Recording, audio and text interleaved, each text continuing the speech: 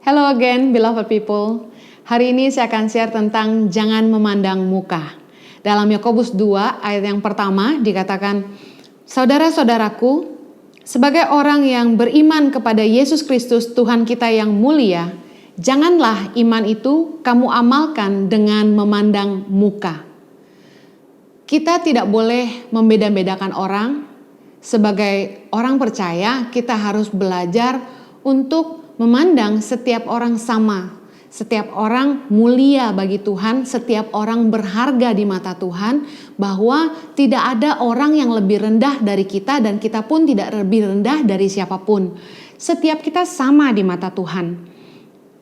Dalam Amsal 14 ayat yang ke-31 dikatakan begini, siapa menindas orang yang lemah, menghina penciptanya, tetapi siapa menaruh belas kasihan kepada orang miskin, memuliakan dia. Orang lemah dan orang miskin seringkali dipandang rendah.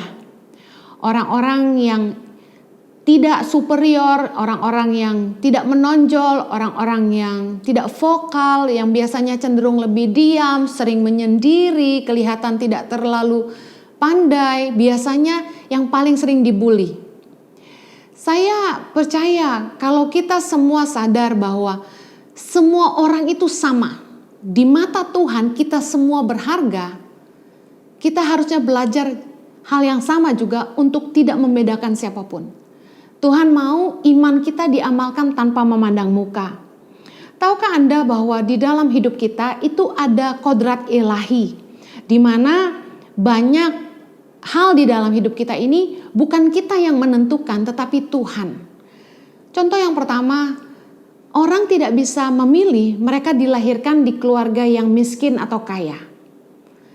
Tapi seringkali banyak orang yang tidak menghargai orang-orang yang lahir di keluarga yang kurang mampu. Cenderung sering direndahkan. Saya pun mengalaminya waktu di masa muda. Kita tidak bisa memilih dilahirkan seperti apa. Mana ada pre-order, pre-creation. Kalau ada, kita semua sudah minta sama Tuhan diciptakan sempurna. Tapi sebenarnya siapa yang meletakkan standar kesempurnaan seorang manusia? Kalau Tuhan yang menciptakan kita semua, memandang kita indah, kita sebagai manusia tidak berhak mengatakan bahwa ciptaannya tidak berharga dan tidak indah. Banyak orang yang sering mencibir ketika melihat orang lain berkulit lebih hitam, berhidung tidak mancung, rambutnya tidak lurus, dan dinilai kurang cantik. Padahal siapa yang meletakkan nilai indah, nilai cantik? Setiap orang itu indah di mata Tuhan dan mereka berharga. Manusia gak bisa milih lahir di mana.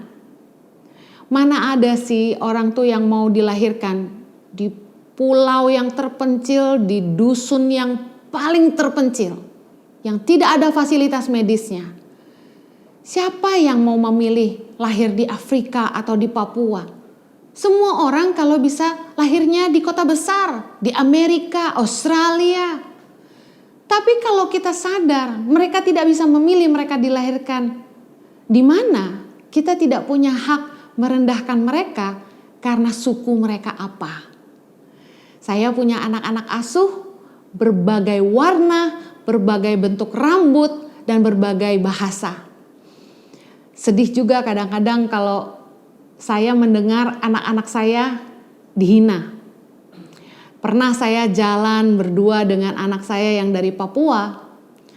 Banyak sekali orang-orang di sepanjang jalan di mall itu yang menatap kami berdua seolah-olah dia anak yang aneh. Tambah dilihat, tambah saya gandeng. Satu kali saya ajak anak-anak saya dari berbagai pulau yang kami adopsi dan beasiswakan untuk sekolah di Jakarta. Saya ajak mereka makan di restoran empek-empek di Kelapa Gading. Ada yang dari Halmahera, ada yang dari Mentawai, ada yang dari Sumba, dari Timor, dari Papua. Kami makan sama-sama. Lalu di meja dekat kami itu ada seorang ibu yang melotot dari awal sampai akhir, liatin kami terus. Tahukah Anda, kalau Anda mengerti etika dan sopan santun, menatap orang lama-lama itu gak sopan. Dan ketika ibu itu menatap kami lama-lama, saya langsung sempat pengen marah dan bilang sama dia, apakah ada yang salah? Karena saya tahu mungkin di kepala mereka, kok warna-warni anaknya. Mungkin dipikirnya saya nikah sama orang Afrika, sama orang India, orang berbagai macam. Kadang-kadang lucu juga memikirkannya. Tapi bukankah kenyataannya anak-anak ini tidak bisa memilih mereka dilahirkan di mana? Kita nggak bisa milih siapa orang tua kita. Siapa sih yang pengen punya orang tua yang tidak harmonis, punya orang tua yang bercerai, orang tua yang tidak bertanggung jawab? Siapa sih yang pengen punya ayah seorang penjudi? Siapa sih yang pengen punya ayah seorang pemabuk, tukang hutang? Siapa yang pengen punya orang tua yang bercerai, selingkuh? Tidak ada yang mau punya orang tua yang demikian. Tapi bisakah mereka memilih siapa orang tua mereka? Sedih juga kadang-kadang ketika ada pasangan yang tidak direstui karena melihat pasangannya anak siapa. Ada pepatah yang berkata bahwa buah nggak jatuh jauh dari pohonnya. Tapi percayalah kepada anugerah Allah, bagaimana Tuhan sanggup mengubah hidup orang yang percaya kepadanya. Saya dilahirkan dari keluarga yang jauh dari sempurna. Saya dilahirkan di keluarga yang berantakan. Tapi bagaimana hari ini oleh anugerahnya Tuhan masih bisa memakai saya. Dulu saya sempat tidak disetujui sama calon mertua saya. Tapi hari ini mertua saya sangat sayang kepada saya. Jadi sekali lagi kita nggak bisa menghakimi orang karena latar belakang keluarga mereka. Amsal 18 ayat 23 berkata begini, orang miskin berbicara dengan memohon-mohon tetapi orang kaya menjawab dengan kasar. Kok bisa gitu? Karena orang kaya merasa lebih berhak berbicara dibandingkan orang miskin. Orang kaya merasa dia lebih punya pengaruh, dia lebih hebat. Orang miskin lebih butuh orang kaya. Tahukah Anda bahwa keadaan bisa terbalik? Yang hari ini kaya bisa miskin dan yang hari ini miskin bisa kaya. Tuhan sanggup buat itu. Tapi kenapa hari ini Anda yang kaya? Karena Tuhan memberimu kesempatan supaya hidupmu jadi berkat buat orang lain.